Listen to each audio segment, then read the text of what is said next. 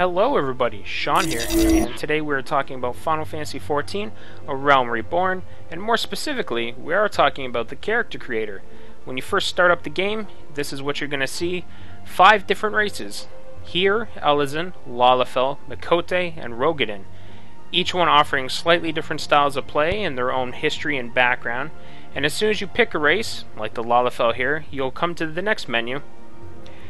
There are 2 clans within each race, which you can see on the right hand side. They each have slightly different histories, and you can see that on the left hand side along with the stats. The stats vary from race to race. Some races like the Rogadin are a little beefier, have a little more vitality maybe.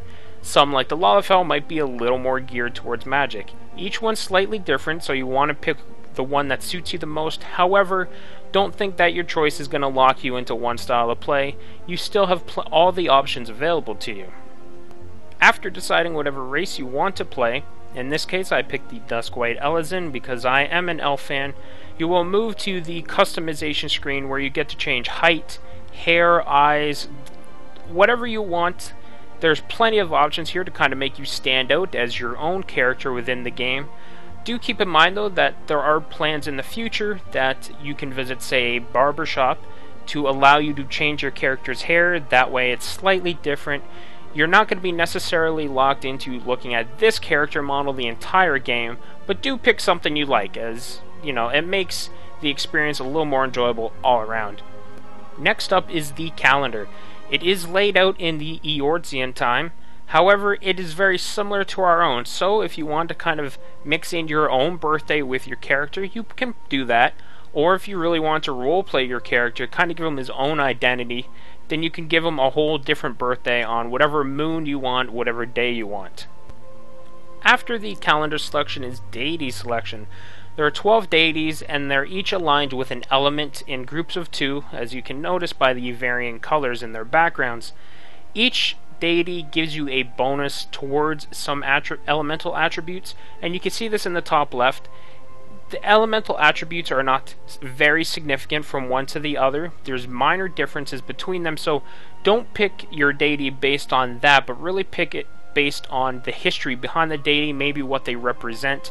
Each one has their own story, again in the top left corner, so pick the one that suits you the best. In this case, I picked Helon, the deity of Ishgard, because that is kind of the town and the story behind Helon that I like the best.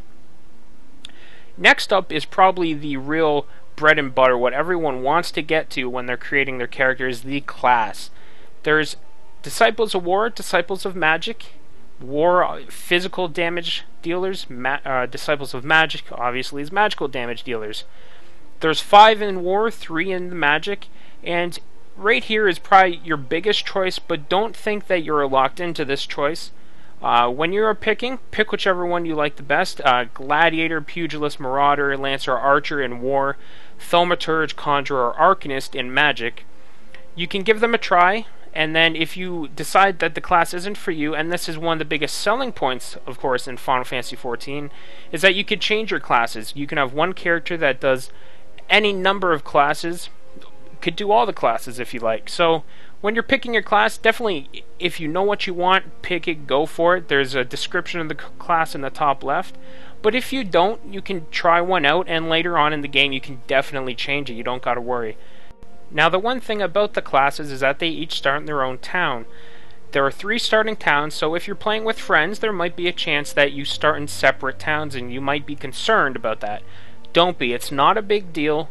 Very quickly in the storyline, you will be able to travel to other towns and play with your friends again. So it's really not a concern of what town you start in. So don't let that dissuade you from picking one class over another just because they might start in a town away from all of your friends. So after the class selection, which in this case we go Archer, you will come to the world selection. If you have friends, you definitely want to coordinate, get all on one world, and what's really going to help you guys decide that is where you are in the world. And by that I mean, there's 3 options. There's JP, NA, and EU. It stands for Japanese, North American, European. So if you're in one of these areas, you want to pick the one that's closest to you. If you're in North America, pick a North American server. And that's just because This is an MMO. You're going to be playing online, so if you pick a server that's closest to you, you will have the most optimal experience with your connection, your latency, and that kind of stuff. So you definitely want to pick a good server there. After that, you will come to the name selection, first and last name. Once you fill that in, you hit OK, and away you go. That is it for the character creator. So that is it. I hope you enjoyed this video, kind of your first look at the character creator and what you can expect. If you want anything else, you can definitely hit up the IGN wikis. We have a ton of information there regarding all aspects of Final Fantasy XIV: A Realm Reborn. And with that, we'll see everyone next time.